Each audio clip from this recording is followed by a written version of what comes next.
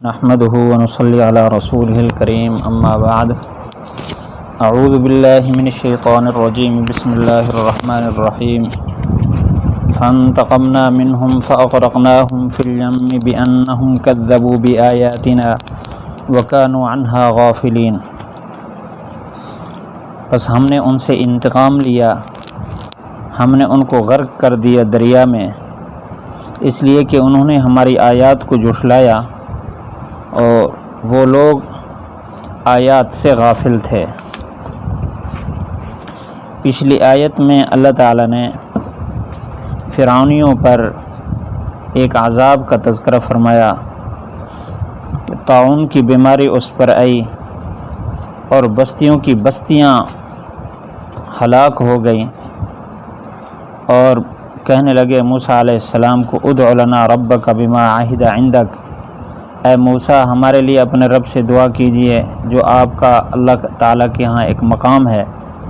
موسیٰ علیہ السلام نے دعا کی، اللہ تعالیٰ نے وہ عذاب ان سے ٹال دیا۔ جب عذاب ٹل گیا تو پھر وہ وعدہ خلافی کرنے لگے اور مخالفت کرنے لگے۔ موسیٰ علیہ السلام کا مطالبہ تھا کہ بنی اسرائیل کو آزاد کر دیا جائے۔ جب عذاب میں مبتلا ہوئے تو انہوں نے وعدہ بھی کیا کہ ہم اس عذاب سے اگر بچ گئے تو پھر آپ کے بنی اسرائیل کو ہم آزاد کر دیں گے، لیکن جیسے وہ عذاب ٹلا تو پھر اسی طرح ڈھیٹ بن گئے۔ اللہ تعالیٰ نے یہاں فرمایا فانتقمنا منہم، کہ پھر ایک بڑے عذاب میں اللہ تعالیٰ نے مبتلا فرمایا ہم نے ان سے انتقام لیا۔ کہ اللہ تعالیٰ کا انتقام لینا انسانوں کے انتقام لینے کی طرح نہیں ہے، کیونکہ اللہ تعالیٰ ویسے اللہ تعالیٰ کی صفت ہے واللہ عزیز ذو انتقام، اللہ تعالیٰ غالب ہے، انتقام لینے والا ہے، لیکن انسانوں کے انتقام کی طرح نہیں۔ انسان جب کسی سے انتقام لیتا ہے تو اس کا اندر اس کے خلاف ابھرا ہوا ہوتا ہے، آگ جل رہی ہوتی ہے اور پوری طرح اس کو نقصان پہنچانے کی کوشش کرتا ہے، اور اس کا جذبہ ہوتا ہے کہ کسی طرح یہ ہلاک اور برباد ہو جائے۔ لیکن اللہ تعالیٰ کیونکہ بے نیاز اور غنی ذات ہے، اس کو کسی سے دکھ نہیں پہنچتا اور نہ کسی کی اطاعت سے خوشی پہنچتی ہے۔ اللہ تعالیٰ کا ایک ضابطہ اور اصول ہے، اور اللہ تعالیٰ کے فیصلے اصول پر ہیں۔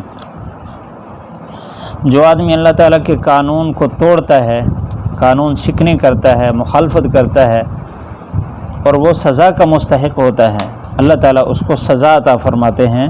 یہ سزا اس کے کردار پر ہوتی ہے، اور دوسرا یہ سزا دنیا میں فساد کو ختم کرنے کے لیے ہوتی ہے، ورنہ اللہ تعالیٰ کے ہاں یہ انتقامی جذبہ اس طرح نہیں ہے جس طرح انسانوں میں پایا جاتا ہے۔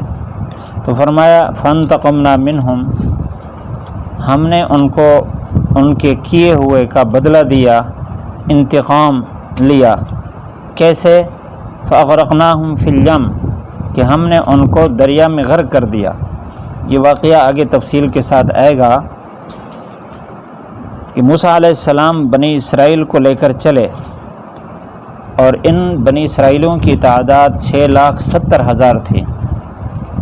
راتوں رات نکلے وہاں سے اللہ تعالیٰ کے حکم سے، فَأَسْرِ بِعِبَادِي لَيْلًا، ساتھ یہ بھی بتایا تھا اِنَّكُمْ مُتَّبَعُونَ، تمہارا پیچھا کیا جائے گا۔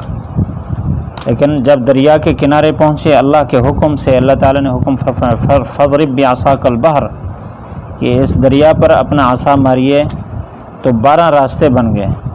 اور مفسرین نے لکھا ہے، تفسیری روایات میں ہے کہ یہ 12 راستے عجیب ہوئے۔ اللہ تعالیٰ نے زمین کو نیچے سے بالکل خشک کر دیا، اور یہ برف کے طوفان کی طرح پانی رک گیا، اور یہ اندر سے کھڑکیاں ہو گئیں، ایک دوسرے کو دیکھ رہے تھے تسلی کے لیے۔ 12 قبیلے تھے تو ہر قبیلے کا ایک راستہ متعین ہوا۔ جب یہ ابھی دریا میں سفر کر رہے تھے، پیچھے فرعونی پہنچے، اور ان کا جو لشکر فرعون جو لے کر آیا، 12 لاکھ فرعونی تھے جو بنی اسرائیل کو پکڑنے کے لیے پیچھے آئے۔ انہوں نے جب دیکھا کہ موسیٰ علیہ السلام اور اس کے قوم وہ جا رہے ہیں راستے پر، ان کے لیے راستے بنے ہوئے ہیں، تو فرعون تکبر میں کہنے لگا یہ میرے لیے راستے بنائے گئے ہیں۔ تو ان کو لے کر درمیان میں جب پہنچے، جب سارے کے سارے فرعونی اندر آ گئے اور بنی اسرائیل یہ ساری قوم باہر چلی گئی، تو اللہ تعالیٰ نے دریا کو حکم فرمایا، وہ آپس میں ملا تو یوں غرق ہوئے، تو اسی کا تذکرہ ہے۔ اور یہ واقعہ بحر کلثم میں پیش آیا، مشہور ہے کہ یہ دریا نیل کا واقعہ ہے، حقیقت میں یہ بحر کلثم کا واقعہ ہے، بحر کلثم میں یہ پیش آیا۔ اللہ تعالیٰ کے حکم سے فغشیہم من الیم ما غشیہم، سورۃ طٰہٰ میں ہے کہ ان کو دریا نے ڈھانپ لیا۔ فرمایا بِأَنَّهُمْ كَذَّبُوا بِآيَاتِنَا، یہ جو عذاب میں مبتلا کیا گیا یہ بھی ان کے کردار کی وجہ سے کہ انہوں نے ہماری آیات کو جھٹلایا، نبی کی نبوت کو جھٹلایا اور اللہ تعالیٰ کے دیے ہوئے معجزات کو جھٹلایا، تو اللہ تعالیٰ نے ان کو پکڑا۔ وَكَانُوا عَنْهَا غَافِلِينَ، فرمایا کہ یہ لوگ غفلت برتنے والے تھے۔ پچھلی آیت میں اللہ تعالیٰ نے فرمایا وَكَانُوا قَوْمًا مُجْرِمِينَ، یہ مجرم تھے۔ مقصد یہ ہے کہ جو بھی مجرم ہوگا وہ آیات الہی کا انکار کرے گا، جب آیات الہی کا انکار کرے گا تو پھر وہ آخرت سے غافل ہو جائے گا، اللہ کے احکام سے غافل ہو جائے گا، پھر اس کو دنیا میں سزا ملے گی۔ اس آیت میں ہمارے لیے بھی سبق ہے کہ ہمارے پاس بھی اللہ تعالیٰ کی کتنی آیات آئی ہوئی ہیں، ہم دیکھیں کہ ہم اپنی زندگی اس کے مطابق گزار رہے ہیں یا نہیں۔ اگر ہم بھی غفلت برت رہے ہیں تو اللہ تعالیٰ نے اپنا ضابطہ بتا دیا کہ جو غفلت برتنے والے ہیں ان کے لیے بڑی سخت سزا ہے۔ اللہ تعالیٰ ہم سب کو اپنی پکڑ سے بچائے، عذاب سے بچائے۔ اللہ تعالیٰ قرآن مجید میں بیان کرنے والے جو واقعات ہیں ہمیں ان سے عبرت حاصل کرنے کی توفیق نصیب فرمائے۔ وآخر دعوانا الحمدللہ۔